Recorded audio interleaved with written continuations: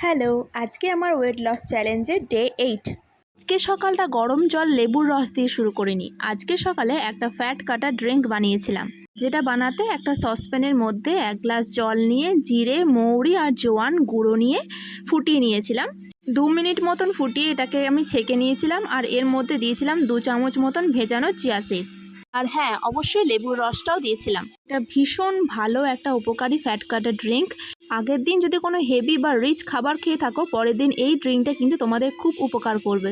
তারপর বাড়ির সমস্ত কাজ, এক্সারসাইজ এগুলো সেরে নিয়ে আমি দিনের প্রথম খাবারটা খেয়েছিলাম 1 গ্লাস ছাতুর শরবত, তার মধ্যেও চিয়া সিড দিয়েছিলাম, আর একটা ব্রেড উইথ পিনাট বাটার আর কয়েকটা ড্রাই ফ্রুটস এগুলো ভেজানো ছিল।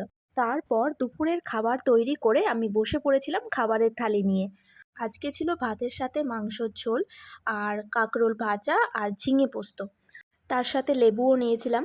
আমার তো চিকেনের থেকে বিভিন্ন ধরনের নিরামিষ রান্নায় বেশি ভালো লাগে, কারণ আমি শাকসবজি খেতে খুবই পছন্দ করি। আলু কিন্তু আমি প্রথম থেকেই খুব একটা খাই না।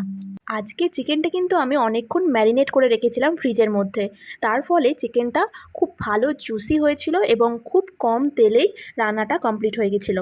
সিম্পল আদা রসুন বাটা, লঙ্কার গুঁড়ো, নুন আর সামান্য সর্ষের তেল দিয়ে আমি ম্যারিনেট করে রেখেছিলাম। যাই হোক, দুপুরের লাঞ্চটা কমপ্লিট করে আমি বিকালের দিকে নিয়েছিলাম 1 কাপ গ্রিন টি। আর হাজব্যান্ড বাড়িতে ফেরার সময় কি নিয়ে এসেছিল জানো? এই দেখো, ভুট্টা, যেটা আমি খেতে খুব পছন্দ করি এইভাবে পুড়িয়ে খেতে, তার মধ্যে লেবুর রস আর নুন মাখিয়ে।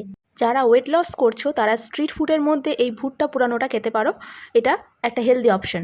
রাত্রিবেলায় দুপুরে যে চিকেনটা ছিল, যেটা দুপুরে একটু বেশি করেই করেছিলাম চিকেনটা, যাতে রাত্রে রুটির সাথে খাওয়া হয়, তো রুটি আর চিকেন আর কিছু স্যালাড নিয়ে আমার দিনটা আজকে কমপ্লিট করলাম। তো নেক্সট ব্লগে আবার দেখা হচ্ছে।